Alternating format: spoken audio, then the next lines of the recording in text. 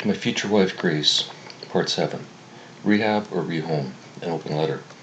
February 21st, 2024, 1:56 p.m. Hi Grace, I finally made it to the library. Here's a view from today's location. I live in the Vancouver area, Grace. I'm not sure I mentioned that before.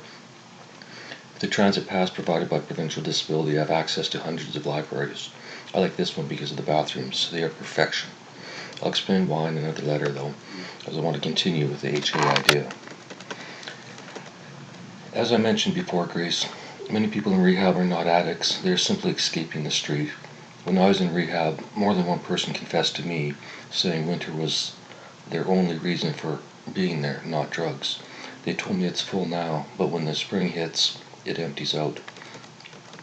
Many are repeats, using the system yearly. Once you know the steps, it's easy to manipulate.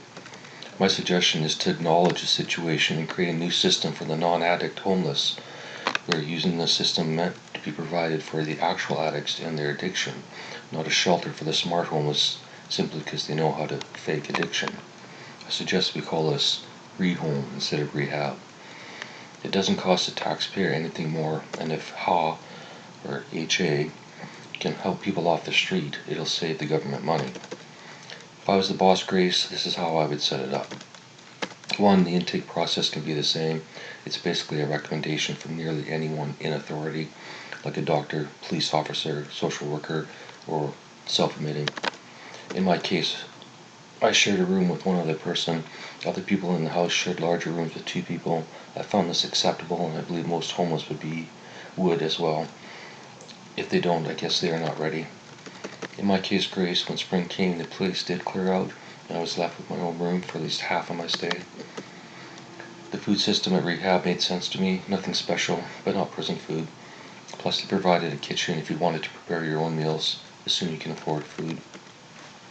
Everyone in my rehab was either on social assistance or provincial disability. I should say majority, Grace. There were a couple on insurance provided by their workplace, or EI. Both SA and PD are part of the rehab system in BC, and a portion of your payment is given to the rehab when you're there. The remainder is for you. If I remember correctly, Grace, a few $100s, not much. It'd be enough for some simple pleasures. I was on SA when I went into the program, and the amount I received was fine. Everything was provided in rehab, plus they often received clothing donations from previous clients. I think I left with a new wardrobe. Grace, 95% of the government-funded rehabs are 12-step programs, and while the 12 steps on their own are not a bad idea, they either need to be fine-tuned for the homeless mentality or thrown out and start fresh. These are the 12 steps of my thoughts, Grace, for Rehome instead of Rehab. The actual step 1, we admitted we were powerless over alcohol, that our lives had become unmanageable. Since for the non-addicted homeless like Rob, this no longer applies to a substance, I think alcohol should either be removed or changed to powerless over life. Number 2, came to believe that a power greater than ourselves could restore us to sanity. Fuck this one altogether. Only the individual can restore themselves. Fuck God or any power greater than themselves. On the other hand, if the homeless person is religious, nothing changes. They can continue to be a Bible thumper all they want. Nobody will stop them. If we eliminate this step, it doesn't affect the atheist or the believers. On the other hand, eliminating the step puts the power back into the hands of the individual instead of something, God, that doesn't bother to show up. 3, make a decision to turn our will and our lives over to the care of God as we understand Him. Keep the step and change it to make a decision to turn our lives around with the help of others like me who have gone through homelessness or truly understand the needs of the homeless. I know that's too long, Grace. I'm just ranting like Rob. How about make a decision to turn our lives around with the help of others? I like that, Grace. Let me know your thoughts. 4, make a searching and fearless moral inventory of ourselves. This one can stay. Everyone in the world should do this yearly, either formally or informally. 5, admitting to God, to ourselves, and to another human being the exact nature of our wrongs. Yuck. How about admitted to ourselves and to another human being the exact nature of our existence, how we got there, how we got to where we are, and why, from the individual's perspective. After an inventory, I think it's good to share, but it needs to be in an environment the individual is comfortable in. Many people do not want to stand up and tell their story at AA meeting, Grace. I understand. However, telling your story gives you a new perspective on your own life. But until God arrives on earth and shows his fucking face, or her fucking face, I wouldn't admit anything to him, her, it, them. It's my business. 6. We're entirely ready to have God remove all these defects of character? Nope. Not until a spaceship lands. Step gone. 7. Humbly ask him to remove our shortcomings? Nope. Either eliminate or change to, it will humbly stop bitching about everything in my life and what others have done to me. 8. Make a list of all persons we had harmed and become willing to make amends to them all? Optional, but I like it. It's really a choice. Do you want to return to your old life / family? Then admit your role in whatever caused you to become homeless. Apologize for your bad behavior on your part and wait for their response. If they accept you back, great. If not, what difference does it make in your life? They are not helping you anyway. 9. Make direct amends to people whenever possible, except when to do so would injure them or others. Again, optional but fine. It doesn't really need to be a step, but. 10. Continue to take personal inventory, and when we were wrong, promptly admit it. Doesn't this apply to every person on the planet, Grace? Do you admit when you are wrong, Grace?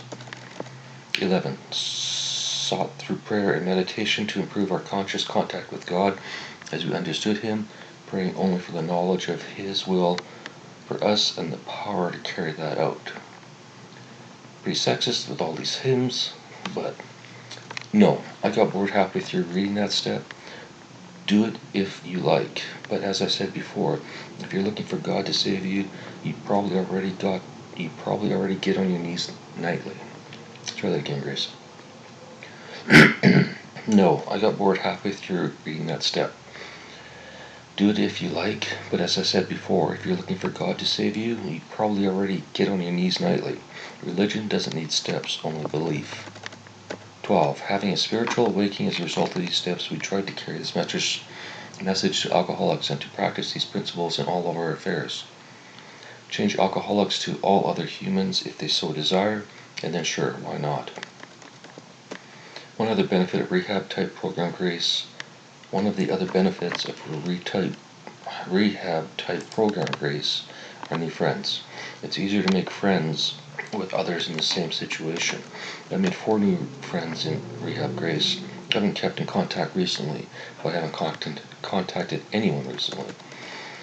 Most rehabs are staffed by ex-addicts, Grace. I think we should do the same for HA. Sure, it would be nice if every rehab had a psychologist or therapist attached to it, but it's unlikely to ever happen. And I think the peer-to-peer counseling is more effective because of the instant bond / empathy created by one or both parties. Many ex-alcoholics leave rehab and regain their life very successfully. I've heard their stories in the AA meetings, and they are more willing to hire others in recovery. Also, when I was in rehab several times, different ex-patients or ex-alcoholics brought over treats like pizza and ice cream. Once I remembered the top 2 halves of a wedding cake. It was delicious, Grace. Will we have cake at our wedding? I don't care. You can decide. I suppose I should clarify, Grace. If anyone else but you reads this, their first thought will be, there's no such thing as an ex-addict. However, I and about a few million other former drunks don't see our past addiction as a lifelong infliction. Nor should a person who is sober 10 or 25 years be called an alcoholic. It's insulting. If they like that label, fine. If that label keeps them sober, fine. For me, it's ex-alcoholic. I'm not saying people won't relapse, they may, but saying ex-alcoholic is a boost in confidence. I defeated whatever was dragging me down. Calling someone an alcoholic after not drinking for 25 years is also degrading and pointless. Don't say anything. Admire the person for having a superior will and not giving up and leaving the fuck alone, or her the fuck alone. Or maybe we implement the 7-year rule. If it's true that every cell in your body is replaced every 7 years, then in reality you're a new person every 7 years. If your body hasn't had your drug of choice in 7 years, then where does the physical craving come from? Why is the new body craving what the old one did? Shouldn't all new cells be smarter, Grace?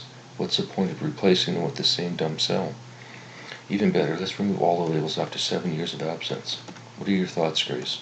I wish I could read them now and get a sense of who you are, who you will become, who we will be. On another note, I just saw a hummingbird outside my window. I tried to take a video but dropped the phone when trying to zoom.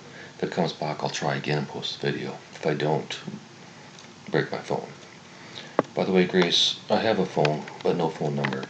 Why spend money on a plan when I don't have a need to call anyone or receive any calls? It still works for 911, and that's all I really need. If my tent collapsed in on me, metaphorically like Rob the other day, I can still call for help. I haven't checked Rob's page since I arrived at the library, Grace. I think he got in my head yesterday. I'm still aware today, obviously, but focused on you, if you don't mind. In a sense, this is our 7th date, Grace. I wish it was a visual date. I wish I could imagine in my mind what you look like. Are you old like me, or young and vibrant? But why would a young, vibrant woman be interested in me, Grace? Even if by some chance I became a successful comedian or I make some money in my life, I've already decided to give it all away. I think I mentioned that in a different letter. Well, maybe not all. I'll improve my life a bit. Expensive sausage and expensive sausage instead of Walmart wieners, and keto pizza a few times a week. Those are my only 2 items out of my reach, living on disability. I'm not sure if you have extra money or if you live check to check, Grace. It doesn't matter to me. I'm just warning you now, though. My CPP check is all I can guarantee if we get married. Sorry, but I know who I am. I'll never work for another person / company / organization again. Why should I? As usual, thanks, Grace. David.